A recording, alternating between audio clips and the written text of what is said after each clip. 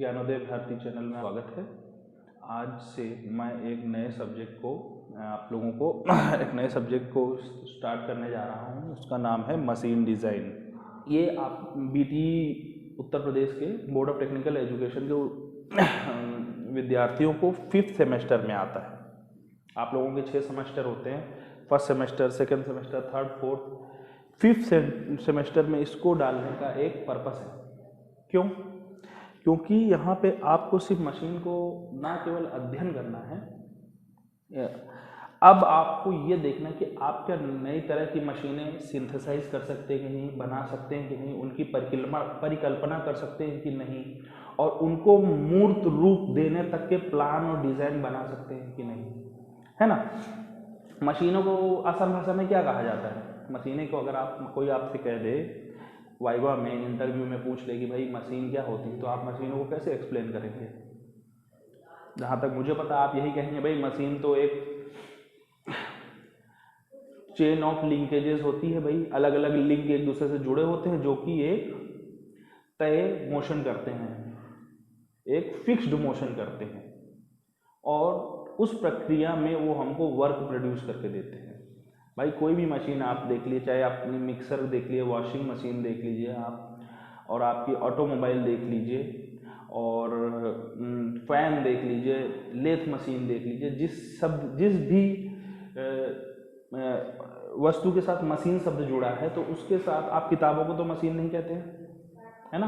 आप किताबों को मशीन नहीं कहते हैं, आप हैंगर को मशीन नहीं कहते हैं, इस कलम को हम मशीन नहीं कहते हैं, है ना। मशीन को क्यों कहते हैं? जिसमें लिंक पे लिंक एक दूसरे से जुड़े हों, और वो लिंक एक दूसरे के साथ इस प्रकार जुड़े हों कि हम अगर किसी एक पॉइंट पे फोर्स या एनर्जी दें तो वो एक डिजायर्ड मोशन करें और उस मोशन के जरिए हमको वर्क करके दे, है ना। तो अब इस सब्जेक्ट में मशीन का अर्थ तो समझ में, डिजाइन करना क्या होता है? किसी भी चीज को बोला जाए कि डिजाइन कर रहे हैं हम, है ना। डिजाइन शब्द का क्या अर्थ होता है? मशीन शब्द का तो अर्थ आप समझ गए, assembly of linkages which have capacity to produce desired motion, मन मुताबिक मोशन करते हैं और हमको यूजफुल वर्क करके देते हैं, है ना। तो डिजाइन करने का प्रोसेस जो है, ये वर्क, इस शब्द का अर्थ अगर आप समझ लें तो इसका अर्थ होता है किसी नई चीज को जन्म देना, उसको क्रिएट करना, उसकी परिकल्पना करना, ठीक है। उस परिकल्पना को मूर्त रूप देने के लिए उसको प्लान करना, ठीक है, फिर डिटेल ड्राइंग प्रोड्यूस करना उसकी। तो इस प्रक्रिया को डिजाइन कहा जाता है ना। यानी इस सब्जेक्ट के अंदर अंतर्गत आप मशीनों को डिजाइन करना सीखेंगे, ना केवल डिजाइन करना सीखेंगे, यानी नई मशीनों को बनाना तो सीखेंगे ही, इसके साथ आप क्या, जो पहले प्री एग्जिस्टिंग मशीन है, जो पहले से बनी एग्जिस्टिंग मशीन्स हैं, उनमें सुधार करना भी, अगर उनकी एफिशिएंसी कम है आप उनको बढ़ा सकते हैं, है ना। और आपको लगता है कि वो बहुत ज़्यादा आवाज़ कर रही हैं, तो आप डैम्पिंग कर सकते हैं, उसकी आवाज़ को कैसे कम किया जाए, या एफिशिएंटली वर्क नहीं कर पा रहा है तो उनकी एफिशिएंसी कैसी बढ़ी जाए, या कोई नया काम आपको लगता है कि इस मशीन से लिया जाता है तो उसमें क्या मॉडिफिकेशन कर सकते हैं, है ना। ये सब चीज़ें आप, ये सब्जेक्ट, ये जो विषय है आपको इसके काबिल बनाता है, ठीक है।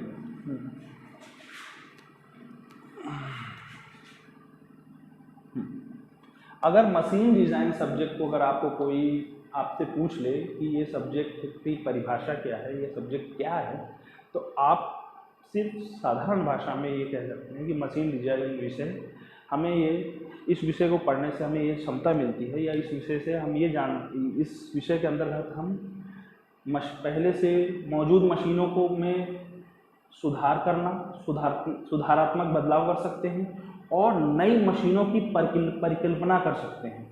ये विषय हमको नई मशीनों की परिकल्पना करना सिखाता है, ठीक है। और जो पहले से मौजूद मशीनें हैं उनमें सुधार करने की भी हमको विजन देता है, ठीक।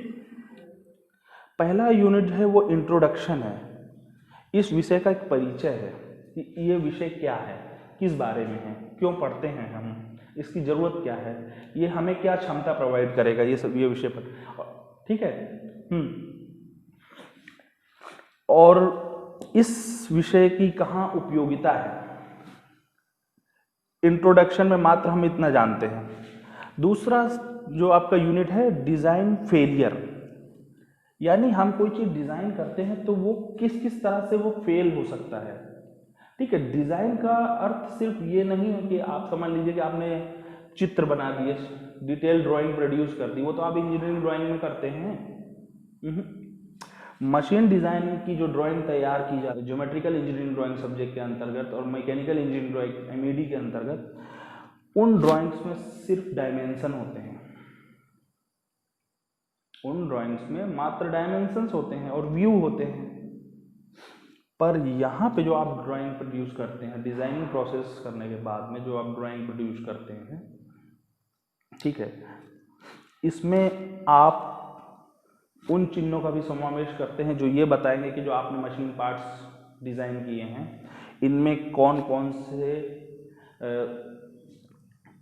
मैकेनिकल प्रोसेसेस अप्लाई किए गए हैं, हीट ट्रीटमेंट कैसे किया गया है, कौन सा मटेरियल सिलेक्शन आपने किया है, सरफेस फिनिशिंग के कौन कौन से ऑपरेशन करने हैं आपको, है ना, टॉलरेंसेस और अलाउंस कितनी छोड़नी है मोशन होने के लिए, है ना। और इसके अलावा डिज़ाइनिंग प्रोसेस डिटेल ड्राइंग बनाने पे ही नहीं समाप्त होता है, उसके बाद इसमें एक प्रोटोटाइप, एक नमूना तैयार किया जाता है मशीन डिज़ाइन प्रोसेस के अंतर्गत। डिज़ाइन करना सिर्फ चित्रों तक सीमित नहीं है, डिटेल ड्राइंग होनी चाहिए जो कि प्रोडक्शन लाइन में जाएँ तो उनसे डायरेक्ट प्रोडक्शन किया जा सके, जो होती हैं जो उसमें मेंशन रहती हैं, यानी वो एक डिटेल ड्राइंग होती है जिससे आप प्रोडक्शन में डायरेक्ट अप्लाई कर सकते हैं। और उसमें जो प्रोडक्शन इंजीनियर है, अगर उसको वो एक क्वालिफाइड इंजीनियर है तो उसको डिज़ाइन पढ़ने और समझने में ज़रा भी दिक्कत नहीं हो, उसको डिज़ाइन डिपार्टमेंट में फ़ोन ना करना पड़े कि ये क्या है। इसके अलावा डिज़ाइन सिर्फ डिटेल ड्राइंग बनाने, डिज़ाइन इंजीनियर का काम सिर्फ डिटेल ड्राइंग बनाने के बाद तक ही नहीं सीमित नहीं है, उसके बाद वो क्या करता है, वो जो डिज़ाइन उसने बनाई है उससे वो एक प्रोटोटाइप मॉडल तैयार करता है। प्रोटोटाइप मतलब एक नमूना कि हाँ भाई ये मशीन का जो हम बनाने जा रहे हैं वो कुछ इस तरह से रहेगी, कुछ इस तरह से काम करेगी। वो प्रोटोटाइप मॉडल पे फिर वेरियस जिस काम के लिए वो मशीन बनाई जा रही है, जिस टास्क को पूरा करने के लिए वो मशीन आपने डिज़ाइन की है, उस टास्क के उसको एक्सट्रीम लेंथ तक उसको टेस्ट किया जाता है कि हाँ भाई ये एफिशिएंट रहेगी, ये हमें लंबे समय तक सर्विस देगी, हमारे प्रोडक्शन प्रोसेस हॉल्ट नहीं होगा। तो इस प्रक्रिया में डिज़ाइन फेलियर, यानी बहुत सारी मशीनें फेल भी हो जाती हैं। किस वजह से फेल हो जाती हैं भाई, हमने जो मटेरियल सिलेक्शन सही नहीं किया है, या फिर हमने जो उनको डिग्री ऑफ फ्रीडम दी है मशीन पार्ट्स को मूव करने के लिए, वो इतनी एफिशिएंट नहीं है कि वो वर्क उसको कर सकें, है ना, ठीक है। और डिफरेंट कंडीशंस में, डिफरेंट टेम्परेचर्स पे, ठीक है, डिफरेंट एनवायरनमेंट पे एक ही मशीन अलग अलग तरह से परफॉर्म करती है ना। तो इसी को डिज़ाइन फेलियर कहा जाता है। इस यूनिट में, यूनिट सेकंड में आप ये देखेंगे कि भाई मान लीजिए हमने लिंक तैयार किए, यही ना मैंने बताया था मशीनों में लिंक लगे होते हैं एक दूसरे से, तो इसमें से कोई एक लिंक जिस पे कुछ ज़्यादा ही आपने स्ट्रेंथ ऑफ मटेरियल सब्जेक्ट में पढ़ा होगा, स्ट्रेस, तो स्ट्रेस जो हमने सोचा था कि भाई ये मान लीजिए हमने यहाँ पे माइल्ड स्टील लिया मटेरियल, पर जब मशीन को हमने प्रोटोटाइप मॉडल को रन किया तो ये माइल्ड स्टील यहाँ पे फेल कर गई, टूट गई, माइल्ड स्टील के बना हुआ ये पार्ट टूट गया, ब्रेक हो गया, है ना। तो यह साउंड ज़्यादा प्रोड्यूस कर रहा है या वियर ज़्यादा हो रहा है। टेस्ट के दौरान हमको ये पता चला कि घर्षण ज़्यादा हो रहा है, मटेरियल छट छट के निकल रहा है। तो ऐसे प्रक्रिया को हमारा जो डिज़ाइन प्रोसेस है हम बोल देते हैं कि भाई डिज़ाइन फेल हो रहा है। हाँ, तो इस विषय के अंतर्गत आप ये देखेंगे कि जो मैकेनिकल डिवाइसेस हैं, मैकेनिकल मशीनें हैं, वो उनमें फेलियर क्या हो, फेलियर शब्द का क्या अर्थ होता है उस संदर्भ में, और अगर वो मशीनें फेल होती है तो उनको फेल से बचाने के लिए, फेल होने से बचाने के लिए हम क्या सेफ्टी प्रिकॉशन करें, क्या एम्पिरिकल फॉर्मूले अप्लाई करेंगे। भाई अगर ये इस मशीन के ऊपर में 1000 न्यूटन का फोर्स लगने वाला है तो हम कौन सा मटेरियल सेलेक्ट करें इसके लिए, कि हम इस पे भाई स्टेनलेस स्टील यूज़ करें कि रॉट आयरन यूज़ करें कि कास्ट आयरन यूज़ करें या माइल्ड स्टील यूज़ करें या हाई कार्बन स्टील यूज़ करें, है ना। किस कंडीशन में मशीनें फेल होती हैं, डिज़ाइन का फेलियर कैसे होता है, फेलियर क्या होता है पहला पढ़ेंगे, डिज़ाइन फेलियर्स कैसे होते हैं, उनको कैसे प्रोटेक्ट किया जाए, आप ये यूनिट सेकंड के अंदर पढ़ेंगे। और यूनिट 3 में आप पढ़ेंगे डिज़ाइन ऑफ शाफ्ट। अगर आपसे वाइवा में पूछ ले भाई शाफ्ट में, एक रॉड में, एक बार में, एक छड़ में क्या अंतर होता है भाई।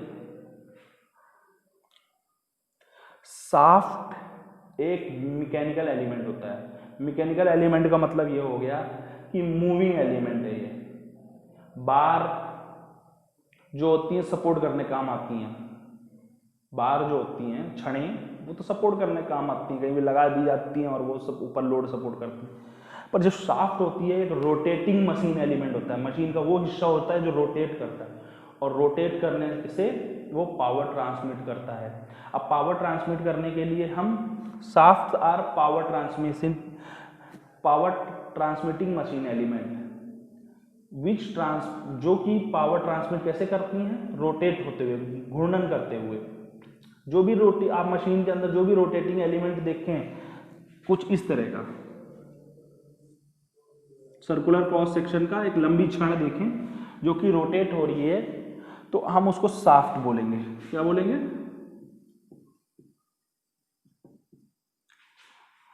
तो डिजाइन ऑफ शाफ्ट, हम कितने आरपीएम पे वर्क लेने वाले हैं, मशीन को के उस एलिमेंट को कितने आरपीएम पे रोटेट करेंगे, रिवॉल्यूशन प्रति मिनट, है ना, आरपीएम, ठीक है। तो आरपीएम होने के साथ वो किस रेशियो में वो पावर ट्रांसमिट करेगी। पावर ट्रांसमिशन के लिए आपने थ्योरी ऑफ मशीन में देखा होगा कि भाई हम लोग बेल्ट ड्राइव यूज करते हैं, साइकिलों में आपके चेन ड्राइव्स होती हैं, मोटरसाइकिल्स में भी आपके चेन ड्राइव होती हैं, और आपके 4 व्हीलर्स में और हैवी 10 टायर के ट्रकों में हम पावर ट्रांसमिशन करने के लिए गियर्स का यूज करते हैं। और चेन और स्प्रॉकेट तो आपके साइकिलों में होती हैं, एक शाफ्ट से दूसरे शाफ्ट में, एक रोटेटिंग शाफ्ट से दूसरे शाफ्ट तक पावर ट्रांसफर करनी हो तो हमको तो भाई गियर और चेन ड्राइव, बेल्ट ड्राइव, रोप ड्राइव की जरूरत पड़ती है ना। तो पर ये सब कहाँ, ये चेन, बेल्ट, रोप, चेन ड्राइव, बेल्ट ड्राइव, रोप ड्राइव, ये कहाँ माउंट की जाती हैं, शाफ्ट के ऊपर ना की जाती हैं। हाँ, तो अब ये शाफ्ट जो है आप डिजाइन करेंगे कि भाई कितने आरपीएम पे रोटेट करेगी, कितना लोड ये बियर करेगी, तो उस हिसाब से हम कौन सा मटेरियल सेलेक्ट करें, उसका डायामीटर कितना रखा जाए, है ना। तो इसके कुछ इंपेरिकल फार्मूलाज हैं। इंपेरिकल फार्मूला मतलब जो रिसर्च करके फार्मूले निकाले गए हैं, उन फार्मूलाज में हम वैल्यू डाल के ये निकाल सकते हैं कि इस शाफ्ट का डायामीटर कितना रखा जाए, है ना। तो ये आप पढ़ेंगे यूनिट 3 में, डिजाइन ऑफ शाफ्ट में। अब आता है डिजाइन ऑफ की। की का मतलब क्या होता है, चाबी। ये आम भाषा का शब्द है। मशीन इंजीनियरिंग में आप जब की समझेंगे, की पढ़ेंगे, तो की क्या होती है, किसी शाफ्ट को कहीं पे हमको माउंट करके रखना है, वो रोटेट कर रही है, ओके दैट्स फाइन, पर वो जो जिस जगह पे हमको उसको माउंट करना है, मान लीजिए इस जगह पे मशीन में हमको माउंट करना है, तो ये शाफ्ट को हमको यहाँ पे एक कीवे कट दिया जाता है, कुछ इस तरह का होता है वो।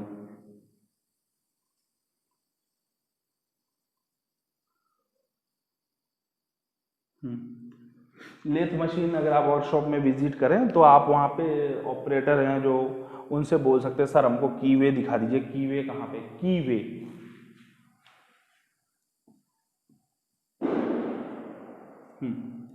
कीवे। कीवे के अंदर हम क्या करते हैं, एक की माउंट करते हैं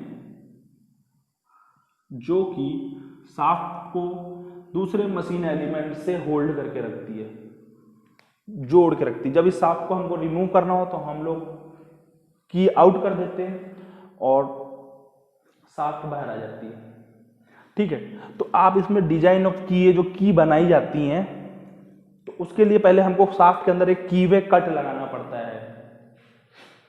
कीवे कट हम लोग जब साफ्ट प्रोड्यूस की जाती है, प्रोडक्शन प्रोसेस में होती हैं, तो हम आपका ड्रिलिंग मशीन से और वेरियस मशीन ऑपरेशन करते हैं कटिंग के, जो कि जिससे वो कीवे कटवा दी जाती है, ताकि जब ये मशीन शाफ्ट मशीन में लगाई जाए तो वहाँ पे हम लोग की के ज़रिए उस शाफ्ट को उसमें होल्ड करा सके। तो ये की जो है भाई, ये तो शाफ्ट का पार्ट नहीं है, की में ये इंस्टॉल हो जाएगी, तो ये जब रोटेट करे तो वो शाफ्ट का अपना एक हिस्सा बन जाए। वो जैसे हम लोग बॉडी में ट्रांसप्लांट भी कराते हैं, पेस मेकर लगाते हैं, रॉड्स लगाते हैं, वैसे ही कुछ ऐसा ये भी करता है।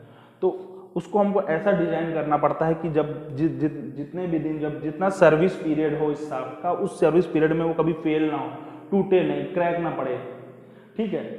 तो उसकी वर्केबिलिटी उसके काम के आधार पर, उसकी काम प्रयोग के आधार पर कि कितना काम में ये यूज, किस तरह के काम में यूज़ की जाएगी, किस तरह की ये मुसीबतें झेलेगी वर्किंग की। शाफ्ट तो झेल ही रही है, डिजाइन ऑफ शाफ्ट में हम सब उस चीज़ का ध्यान रखते हैं, पर जो शाफ्ट को मशीन एलिमेंट के अंदर होल्ड करके रखेगी वो है की। यही वो कुंजी है जो उसको वहाँ पे होल्ड करके रखती है। तो इसको भी हमको ऐसा डिजाइन करना पड़ता है कि वो भाई शाफ्ट के सर्विस पीरियड के साथ वो भी नहीं भाई, मान लीजिए इसका सर्विस पीरियड 5 साल का है, तो कम से कम 5 साल वो भी वहाँ पे लगी रहे, हमको प्रोडक्शन प्रोसेस में इंटरप्शन ना आए इसके फेलियर से।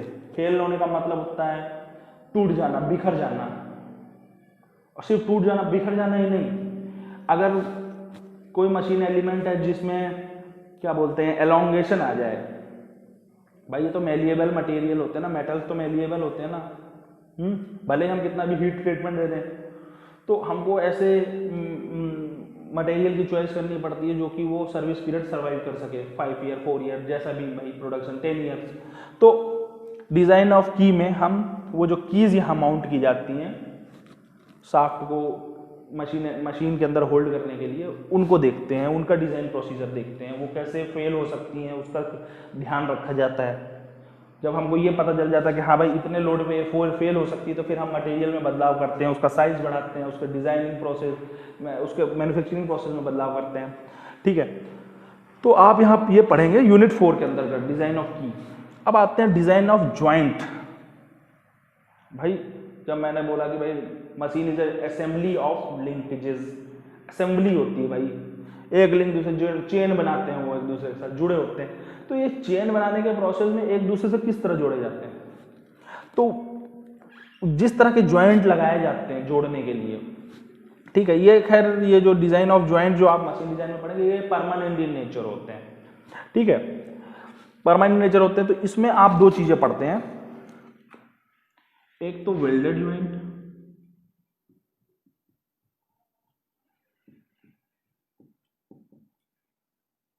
और पढ़ते हैं दूसरा रिवेट। रिवेट्स जो हैं ये शिप बिल्डिंग इंडस्ट्री में एम्प्लॉय किए जाते थे। जब यूरोपियंस ने पूरे दुनिया को एक्सप्लोर करना शुरू किया, भाई वास्को डी गामा इंडिया आया, कोलंबस अमेरिका पहुंच गया, ठीक है। तो उसके बाद के इंडस्ट्रियल रिवोल्यूशन जब शुरू हुआ 17वीं 18वीं शताब्दी में इंग्लैंड में, तो रिवेट्स के जरिए जो भी पार्ट जोड़ा जाता था शिप बनाने के लिए, ट्रांसपोर्टेशन का मेन माध्यम वही था, आज भी है वैसे, तो रिवेट्स के जरिए जोड़ा जाता था, ठीक। पर फर्स्ट वर्ल्ड वॉर के टाइम पे युद्ध प्रयासों के लिए लोगों को जरूरत महसूस हुई कि हम कोई ऐसा तरीका निकालें जिससे कि रिवेट्स जो कि हैमर्ड करके लगाए जाते थे, इसको हम थोड़ा और जल्दी बना सकें। भाई लकड़ियों के पार्ट्स को जोड़ने के लिए या लोहे की उनको जोड़ने के लिए हम रिवेट्स का यूज करते थे। वेल्डेड ज्वाइंट्स जो हैं ये इनका आने का मेन पर्पस था, इसमें हमको हैमर्ड आउट फिजिकल फोर्स कम लगाना पड़ा, बस मारते गए परमानेंट। तो ये जो वेल्डेड ज्वाइंट जब किसी मशीन पार्ट में लगाए जाते हैं तो क्या होता है, आज भी रिवेट्स भी यूज किया जाता है जहां उनकी एम्प्लॉयबिलिटी है। और वेल्डेड ज्वाइंट तो आज आप सब जानते हैं मैन्युफैक्चरिंग प्रोसेस का कितना बड़ा पार्ट है। कोई भी चीज आपको बनाना हो तो आपको वेल्डिंग करनी, जहाँ परमानेंट आपको ज्वाइंट बनाने होते हैं, परमानेंट। तो वेल्डिंग के प्रक्रिया में क्या होता है, हीट जनरेट होती है, हीट जनरेट होगी तो जो मटेरियल जहाँ पे आप वेल्डिंग कर रहे हो उसमें डिफॉर्मेशन आ सकते हैं, क्रैक्स डेवलप हो सकते हैं। तो किस मशीन पार्ट पे किस तरह के वेल्ड किए जाएं ताकि वो जब ज्वाइन होने के बाद में वर्क करे तो वेल्ड टूट ना जाए, फ्रैक्चर ना हो जाए, और वेल्डिंग के प्रोसेस के दौरान हमारा जो मटेरियल वो किस तरह के मटेरियल का चयन किया जाए कि जो इतना तापमान जनरेट होता है उससे उसकी प्रॉपर्टीज़ पे, उसकी क्षमता पे कोई फर्क ना पड़े, है ना। हीट प्रभाव डालती है। लोहे को आप हीट करते हैं अलग अलग तापमान पे तो अलग अलग तरह के उसके गुण विकसित हो जाते हैं, और जो कुछ अच्छे गुण हो जाते हैं छूट जाते हैं, कुछ अच्छे गुण हो सकते हैं उभर के आ जाते हैं, है ना। तो प्रॉपर्टीज चेंज होती है, पर वो हमारी एम्प्लॉयबिलिटी भी, हम किस काम के लिए किसी चीज़ को ले रहे हैं तो वो प्रभावित ना हो, ठीक है। तो वो पढ़ने के लिए, वो समझने के लिए हम लोग ये डिज़ाइन ऑफ जॉइंट्स चैप्टर पढ़ते हैं। डिज़ाइन ऑफ जॉइंट में हम ये देखते हैं कि किस तरह के वेल्ड्स लगाए जाते हैं अलग अलग कंडीशन पे, ठीक है। और वो जो वेल्डेड जॉइंट जो लगाए जाते हैं वो किस तरह अपना काम वहाँ पे मतलब किस कंडीशन में फेल हो सकते हैं। तो उनको फेल होने का अगर हमको कारण पता लग जाता है, या किस मोटाई का वेल्ड रखना चाहिए, किस लाइन में वेल्डिंग करनी चाहिए, लाइन ऑफ वेल्ड क्या होना चाहिए, टाइप ऑफ वेल्डिंग मटेरियल कौन से यूज़ करना है, तो वो जब हमको पूरा स्टडी करते हैं तो हमको ये पता चल जाता है कि भाई कहाँ कहाँ फेलियर हो सकता है। तो हमारा मेन पर्पस ये होता है कि हमारा मशीन डिज़ाइन किया वो मशीन फेल ना हो, हर तरह के टेस्ट में पास हो, ठीक है। तो अच्छा, इसके बाद आता है यूनिट 6। इसमें आप लोग पढ़ते हैं design of flange coupling. Flange coupling जो होती है, कपल क्या मतलब क्या होता है भाई, कपल क्या होता है? कपल मतलब होता है जोड़ा। फ्लेंज कपलिंग कुछ इस तरह की होती है, डिस्क होती है, दूसरी डिस्क होती है, वो आपस में जाके ऐसे, इसमें एक खांचा बना होता है, इसमें एक उभरा हुआ पार्ट होता है, एक पार्ट में दोनों जाके एक दूसरे को ऐसे सट जाते हैं कि वो मान लो इनसेपरेबल हैं दोनों पार्ट्स, और जो भी मोशन करेंगे साथ में करेंगे, जो भी पावर ट्रांसमिशन फोर्स लगाएंगे, पुश करेंगे, जो भी करेंगे। तो ये स्पेशल टाइप ऑफ कपलिंग है, जोड़ा है, ये ज्वाइंट नहीं है। ज्वाइंट में तो फिजिकल कनेक्शन हो जाता है भाई, मार देते हैं वेल्ड, रिवर्ट में ठोक देते हैं, पर कपलिंग क्या होती है कि आप उसको थोड़ा सा एडजस्ट करके अलग कर सकते हैं। तो डिजाइन अब आते हैं design of screw joint. Joint तो ये भी है परमानेंट, स्क्रू ज्वाइंट क्या होता है? Non permanent in nature. Screw को थोड़ा ढीला कर दो, निकाल लोगे स्क्रू ज्वाइंट अलग। तो स्क्रू ज्वाइंट में नट एंड बोल्ट अब कॉमनली हर कोई एक्सपीरियंस करता है, हर लोग जानता है, जो लोग नहीं कोई पढ़ा है वो भी जानता है। नट और स्क्रू में स्क्रू जो एक्सटर्नल होती है, नट के अंदर इंटरनल होती है, दोनों को ऐसे से कस देते हैं और वो एकदम परमानेंट ज्वाइंट टाइप बना लेते हैं वो, ठीक है।